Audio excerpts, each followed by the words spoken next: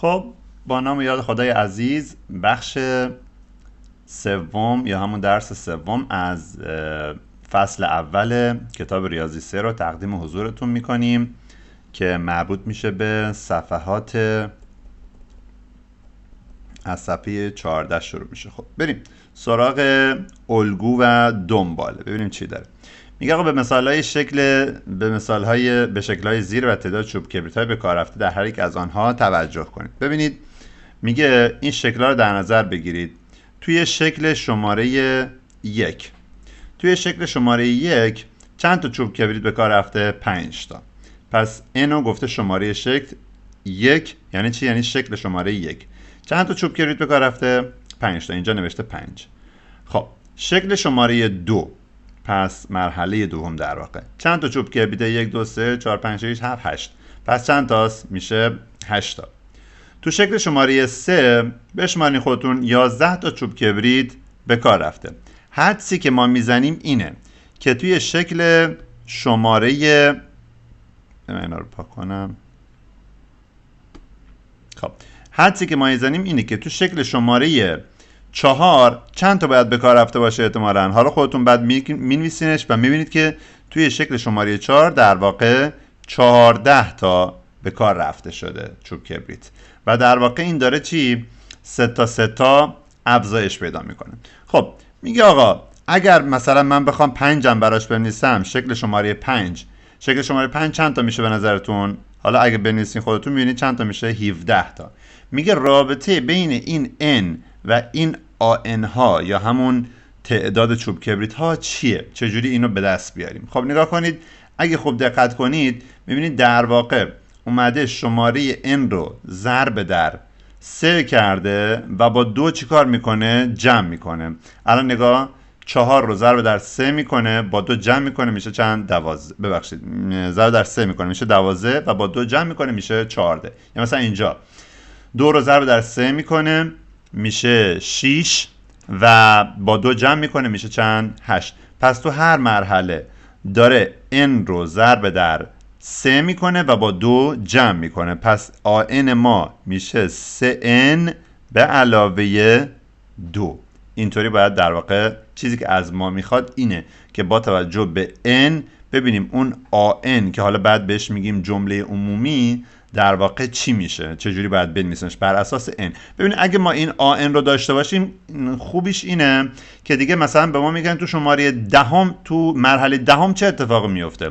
خب ما اینجا فقط کافی n رو بذاریم چند؟ 10. میگیم 3 10 تا 30 تا با 2 تا 32 تا چوب کبریت اونجا وجود داره. خب ببینیم در ادامه چی میگه به ما.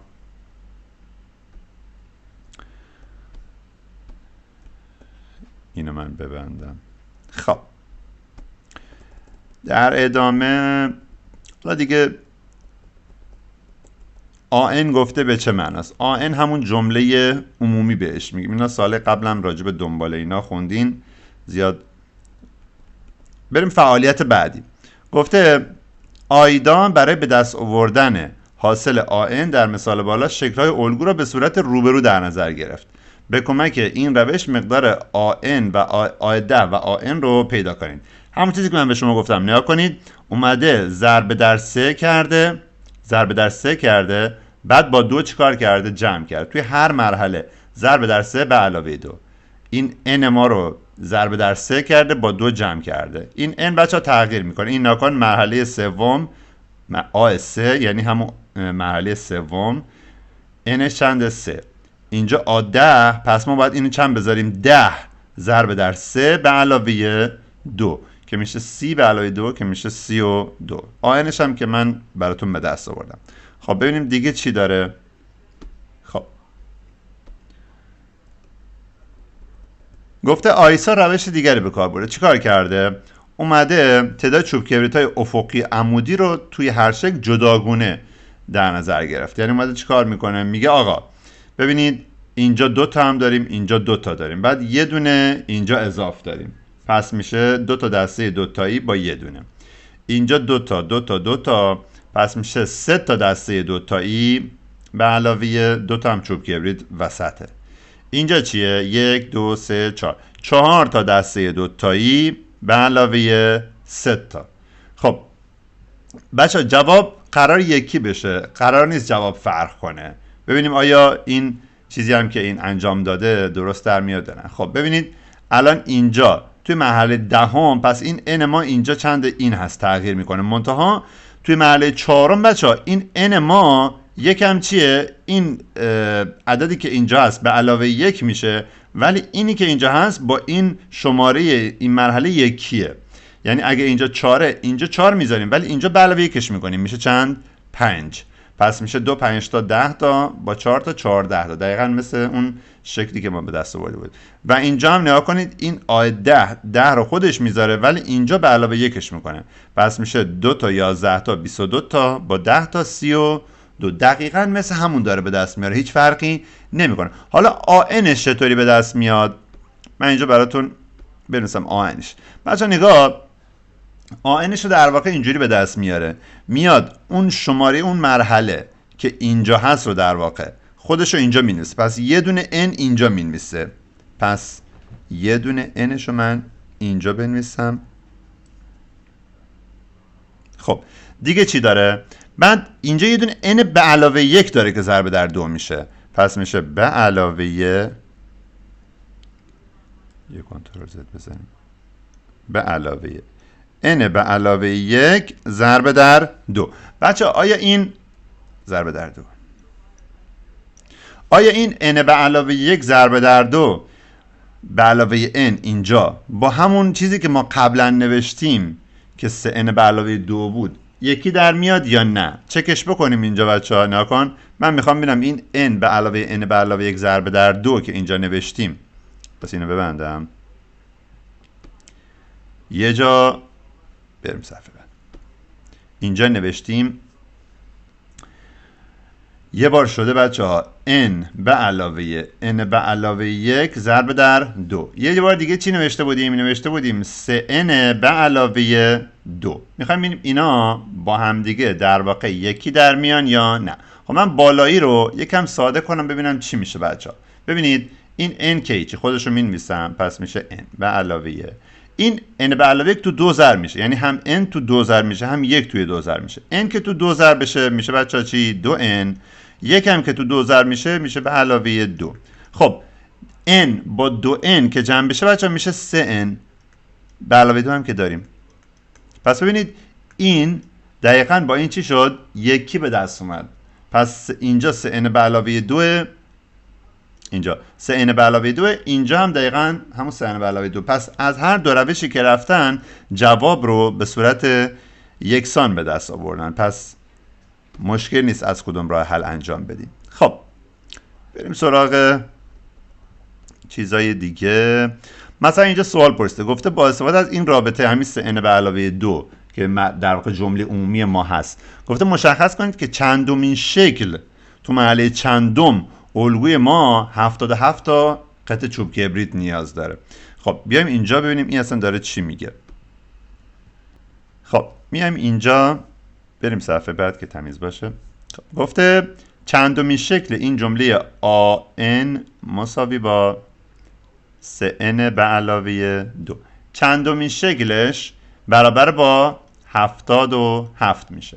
بچه این یه معادله است، این یه معادله درجه که باید حلش کنیم، n رو به دست بیاریم. n همون مرحله ماست دیگه. خب من این 2 رو میبرم این ور، پس n رو نگه میدارم.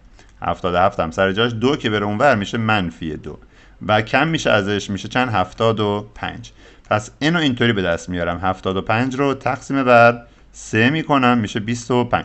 n شد 25، یعنی توی مرحله 25 ما با 77 تا چوب کبریت نیاز داریم برای ساخت مرحله 25. خب بریم در ادامه چی گفته دیگه. ببین گفته بهش میگیم بچه این جمله عمومی الگو، پس در واقع این بهش میگیم جمله عمومی، همون an میشه 3n به علاوه 2. ساختار در واقع دنبالمون رو برای ما مشخص میکنه که طبق چه روالی داره دنباله پیش میره. خب حالا بریم سراغ الگوی خطی. بچه ببینید اگر توی هر مرحله مثل همون سوالی که الان پیش اومد اینجا ما یه عدد مشخص رو به دنبالمون اضافه کنیم، به این الگو میگن الگوی خطی. ولی اگه تو هر مرحله تغییر کنه این الگو دیگه میشه چی؟ غیر خطی. خب ببینیم اینجا گفته چنین الگوهایی با الگوهای خطیه که اختلاف هر دو جمله متوالی، یعنی دو تا جمله پشت سر هم عددی ثابت است، بهش میگیم الگوی خطی. خب چرا میگن الگوی خطی؟ نگاه کنید بچه‌ها، ارتباط این که الگوی خطی هست رو اینجا براتون بیان میکنیم. کجا رفتیم؟ خب یکم کوچیک‌ترش کنم که منظورم بتونم قشنگ متوجه بشید. نگاه کنید بچه‌ها، این ستون رو نگاه کنید. خب اینجا نگاه کنید بچه‌ها، گفته اگه n رو بگیریم x، n رو بگیریم y و یه سری نقاط تشکیل بدیم. مرحله 1 x یعنی 1، y چند؟ 5، x2 y8. یا اصلا اینجوری هم نگاه نکنید، چند تا زوج مرتب ساخته دیگه، اینا زوج مرتبن، میخواد بره تو دستگاه اینا رو رسم کنه، مثلا نمودار. خب نکن یه دونه نمودار رو مختص میده به n، یه نمودار رو مختص میده به یه در واقع بردار رو مختص میده به an. پس توی مرحله 1 نگاه کنید چنده؟ 5 دقیقاً. اینجا 1 و 5 داریم. توی مرحله 2 8 روی نمودار ما دقیقاً نقطه 2 و 8. نقطه بعدی 3 و 11 هست. نگاه کنید 3 و این ورم چند؟ 11. حالا اینا رو که به هم دیگه وصل میکنه، این نقاط رو که به هم دیگه وصل میکنه، میبینه چی به وجود میاد؟ در واقع اینجا یک خط به وجود میاد. پس به خاطر همینی که ما بهش میگیم الگوی خطی. حالا گفته ساختار الگوی خطی در واقع چیه؟ این شکلیه که tn مساوی با an به علاوه b، یعنی یه ضریبی تو n ضرب میشه با یه عددی هم جمع میشه. جمله عمومی هاشون همشون این شکلی هم. به اینا میگیم الگوی خطی. خب حالا پس الگوی خطی میتونه کاهشی باشه، میتونه افزایشی باشه، هیچ فرقی نداره. مثلا نگاه کنید اینجا داره چند تا 4 تا داره کاهش پیدا میکنه. جمله عمومیش میشه این منفی 4n به علاوه 15. خب این اعداد از کجا میان؟ چرا ما فهمیدیم اصلا این در واقع جمله عمومی اینجوریه؟ اگه به ما گفتن چطوری به دستش بیاریم؟ حالا بریم جلوتر متوجه میشیم که اینو چطوری حل کرده. نگاه کنید،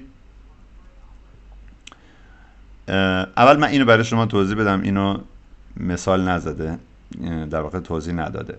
چرا این در واقع الگوی خطی جمله عمومیش میشه این؟ خب این من اینجا براتون بنویسمش. 11 اینجا، از اینجا منفی 4n به علاوه 15. دنبالمون چی بود بچه ها؟ اصلا 11 7 3 همین کافیه. خب ببینید 11 و 7 و 3 و الی آخر. میخوایم چیکار کنیم؟ میخوایم جمله عمومی رو پیدا کنیم. جمله عمومی این بود دیگه بچه ها. حالا an یا tn فرقی نداره. an مساوی با a ضرب در n به علاوه b. خب ما اینجا باید a و b رو پیدا کنیم. در واقع وظیفه ما پیدا کردن a و b. اگه a و b رو پیدا کنیم دیگه جمله عمومیمون رو پیدا کردیم. میام چیکار میکنیم؟ میام میگیم بچه ها نگاه کن، جمله اولش که چنده؟ 11 هست.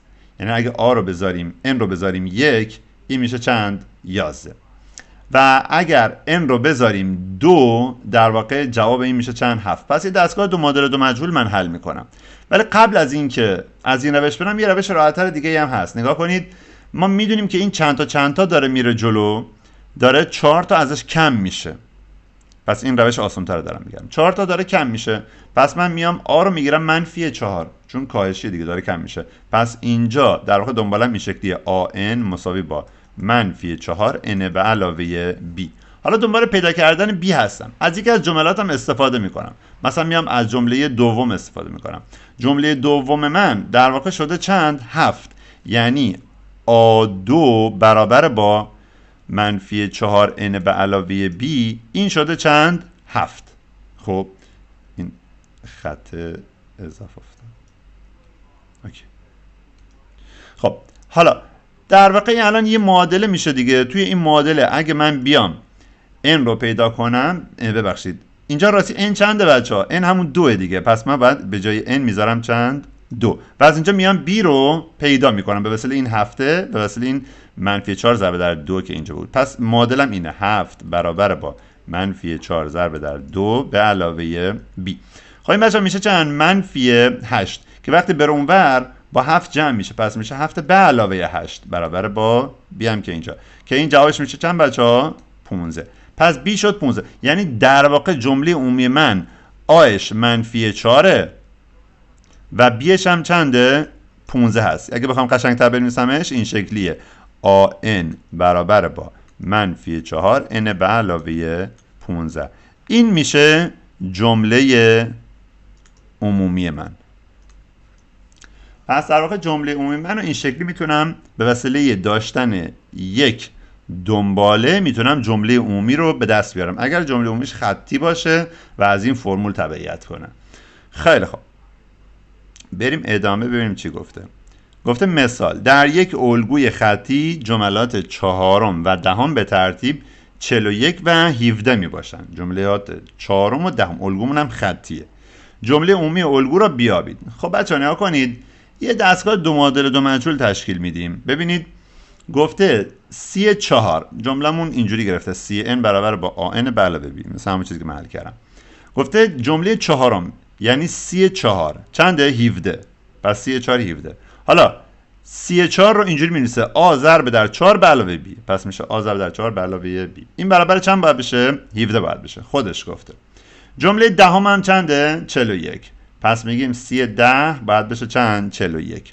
از طرفی اینجا داخل جمله عمومیمون n باید چند باشه؟ 10 باشه، چون این C10 دیگه. خب پس من اینجا n رو میذارم 10. پس یه بار n رو میذارم 4 بچه‌ها، یه بار n رو میذارم چند؟ 10، چون گفته جملات چهارم و دهم. اینجا اگه n رو بذارم 10 میشه A ضرب در 10 به علاوه B. این گفته بعد چند بشه؟ 41. پس بچه‌ها این نگاه کنید، یه دستگاه دو معادله و دو مجهوله. دستگاه دو معادله و دو مجهول. خب اینو دیگه حل میکنه دیگه. مثلا بالایی رو میاد تو منفی ضرب میکنه، این میشه منفی. من اینو براتون حل کنم اینجا. بریم صفحه بعد. پس در واقع این شکلیه: A ضرب در 4 به علاوه B برابر با 17. A ضرب در 10 علاوه B برابر چه؟ A ضرب در 4 به علاوه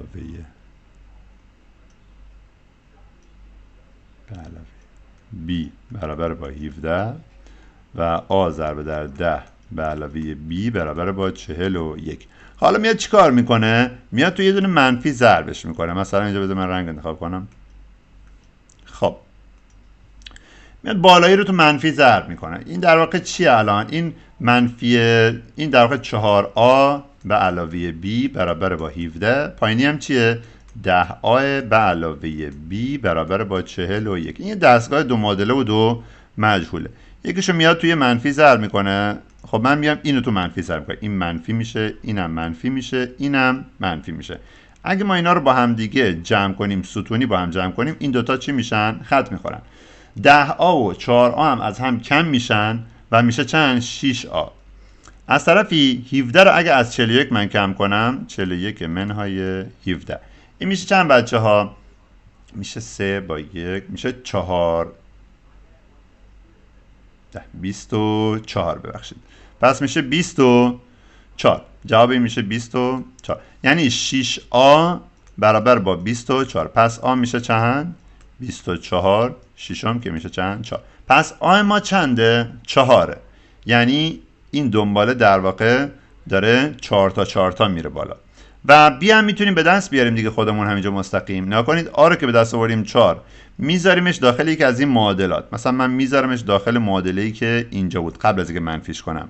اینجوری بود دیگه، بود 4A به علاوه B برابر با 17. خب من اینجا آ رو میذارم چند؟ 4. میشه 4 ضرب در 4 به علاوه B برابر با 17 که این میشه 16. 4 تا به علاوه B مساوی با 17 و B برابر میشه با 17. 16 رو میارم اینور منهای 16 که میشه چند؟ 1. پس B من چند میشه؟ 1 میشه. یعنی در واقع اینجا A من 4، B منم 1. دنباله من بچه به این صورت در واقع AN مساویه با آمون نگاه کنین 4. در واقع اینجوری باید بنویسم AN به علاوه B دیگه، درسته؟ پس مینویسم برابر با AN برابر با 4N به علاوه چند؟ B مون چند؟ 1 بود. این میشه جمله عمومی ما. در واقع جمله عمومی ما جواب نهاییش این میشه. خب پس این میشه جمله عمومی. ببینیم دیگه چی گفته. بعد گفته جملات هم به این ترتیب میشن دیگه. حالا اگه اینو بدیم 1 این میشه 4 1 4 تا با 1 5 تا. اینو بدیم 2 2 4 تا 8 تا با 1 9 تا و همینجوری الی آخر. و میبینید که در واقع داره به شما نشون میده واقعا 34 میشه 17 و 10 هم میشه چند 41. خب تو کار در کلاس الگوی غیر خطی رو بعد بهتون میگیم و دیگه انشالله تمرین ها. خب حالا فعلا کار در کلاس حل کنیم. توی کار در کلاس گفته شکل بعدی را در الگوی زیر رسم و جدول رو کامل کنید. خب نکنید شکل 1 چند تا مربع رنگی داره؟ 4 تا. پس n که 1 باشه جواب ما میشه چند؟ 4. این شکل بچه ها شکل 2 8 تا مربع رنگی داره. شکل 2 میشه چند؟ 8. این شکل شماره 3 چند تا داره بچه ها؟ بشماریم 4 و 4 8. این ورم 4 شده چند؟ 12. پس من اینجا بنویسم میشه چند؟ 12. بعد خب الان گفته B1 ما چنده؟ 4. B2 ما چنده؟ 8 و B3 ما چنده؟ 12 است. خب از ما خواسته چی؟ گفته توضیح دهید که چرا این شکل یه الگوی خطی محسوب میشه. این رو باید ببرم.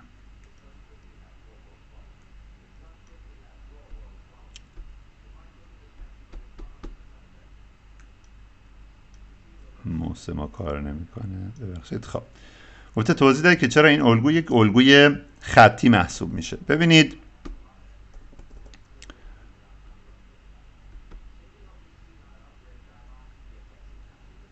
کجا رفت؟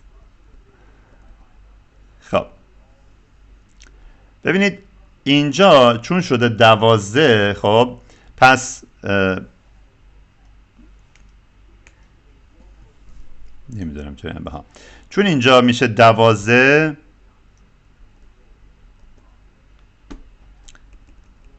این بعد دوباره فکر کنم بنویسم. آره اینجا نکنید چون شکل شماره 2 میشه 8 شکل شماره 3 میشه 12 پس در واقع فاصله 4 و 8 چنده؟ 4 واحده. فاصله 8 و 12 هم چنده؟ دوباره 4 واحده. چون داره 4 تا 4 تا میره بالا پس این الگوی خطیه دیگه، نیازی به توضیح نداره. خب بریم دیگه چی میگه. گفته با توجه به میزان افزایش جملات الگو مقدار آ در رابطه آن به علاوه اچ را بیابید. خب 4 تا 4 تا داره میره بالا پس این آ ما چنده؟ 4. پس از حذف زدن مقدار h حاصل bn را هم به دست بیاورید. یعنی میگه این دنباله رو الگوی دنباله رو برای ما پیدا کنید. شکل شماره 250 داره چند مربع رنگی است؟ در چه مرحله از الگوی بالا تعداد مربع‌های رنگی برابر چند؟ 144 میشه. خب من اینو براتون حل میکنم. ببینید پس یه دنباله داریم که اولیش 4 بعدی 8 بعدی چنده؟ 12. 4 و 8 و 12. خب پس دنباله ما به این صورته 4 و 8 و 12. 4 تا 4 تا داره میره بالا. جمله اولش هم 4. خب ببینید بچه‌ها من اینو دوباره با همون روش خودمون به دست بیارم. چون 4 تا 4 تا داره میره بالا پس در واقع آ من چنده؟ 4.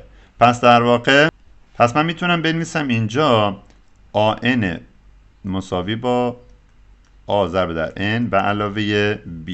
حالا کاش اینجا با حروف دیگه نمایش میدادم که شما گیج نشین. این بچه بینشون ضرب هست. خب اینجا گیج نشین. بین این و این پرانتز بذارم یعنی آ ضرب در n به علاوه b. خب من میخوام اینو به دست بیارم. ببینیم بعد چجوری به دستش بیارم. میگم آقا جمله اول من 4 پس این آ 4 هست. پس در واقع آ چنده؟ 4. دنبال به دست آوردن b هستم. حالا h هر چیزی که خودش تو کتاب گفته بود فرقی نمیکنه. ما با همون h گفته حالا فرقی نمیکنه. bn مساوی با an به علاوه h. مثلا نماد خودش استفاده کنم که گیج نشین. حتی نیازی هم نیست دیگه. شما متوجه منظور میشید ما داریم چیکار میکنیم. خب میگم آقا جمله اول چنده؟ 4. حالا میریم سراغ این عددی که در واقع توی الگوی خطی ما هست چجوری به دستش بیاریم. میگیم پس دنبال من فعلا به این صورت AN مساوی با 4 در N به علاوه B. از یکی از این جملات استفاده میکنم. مثلا تو جمله سوم حاصل شده 12، میخوام ببینم بیم چنده. میگم آقا اگر من A3 رو بگیرم 12، میخوام ببینم B چنده. این میشه 4N که اینجا N چنده در واقع 3 هست. پس من اینجا به جای N میذارم 3 به علاوه B. میخوام ببینم B چنده. خب این بچه ها 3 4 تا میشه چند؟ دقیقا 12. پس 12 مساوی با 12 به علاوه B که از اینجا این دوتا خط میخورن و B به دست میاد چند بچه ها؟ 0. پس در واقع جمله عمومی من به این صورت IN یا حالا هرچی BN یا CN فرقی نداره برابر با 4N به علاوه 0 که دیگه 0 نمی نویسیم دیگه، همین خطش میزه. AN میشه 4N، یعنی این میشه در واقع الگوی خطی من. خیال نکنید همیشه یه عددی باید اینجا به اضافه یا کم ازش بشه، نه اینجوری نیست. بعضی وقتا اینجوریه، هیچ عدد اضافه‌ای نداره، عدد 0 در واقع که کنارش هست. خب حالا گفته شکل شماره 250 چند تا مربع رنگی دارد. خب خیلی راحت، چون گفته شکل شماره 250 ما میایم n رو میذاریم چند؟ 250. پس الگوی من به این صورت IN برابر با 4N، یعنی 4 ضرب در N. خب پس در واقع این میشه چی بچه ها؟ این من میخوام آی 250 رو به دست بیارم. آی 250 میشه 4 ضرب در 250 که میشه 1000. 1000 تا مربع داره. خب قسمت بعد چی پرسیده؟ گفته در چه مرحله از الگوی بالا تعداد مربع‌های رنگی برابر 144؟ پس ما میگیم K در واقع این میشه 144. پس فعلا اینو زیرش خط بکشیم. قسمت الف. قسمت بعدی گفته که این آ چه نی برابر میشه با 144. دنبال چیه بچه ها؟ دنبال n. میخواد n رو به دست بیاره. میگه آقا n رو چند بذارم که آ n من بشه چند؟ 144. یکم اینو خوشگل ترش کنیم.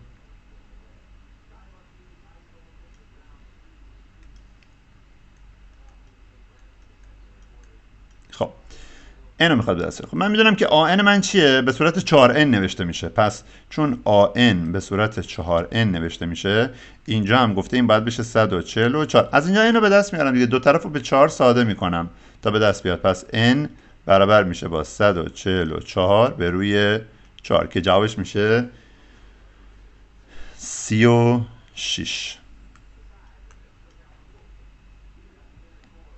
و تو مرحله دقیقاً 36 یعنی n اگه باشه 36 تعداد مربع ها میشه 144 تا. خب قسمت بعدی الگوی غیر خطی هست که اینو توی قسمت بعد براتون تدریس میکنم. فعلا تا همینجا داشته باشید. خدایا رو نگهدارتون.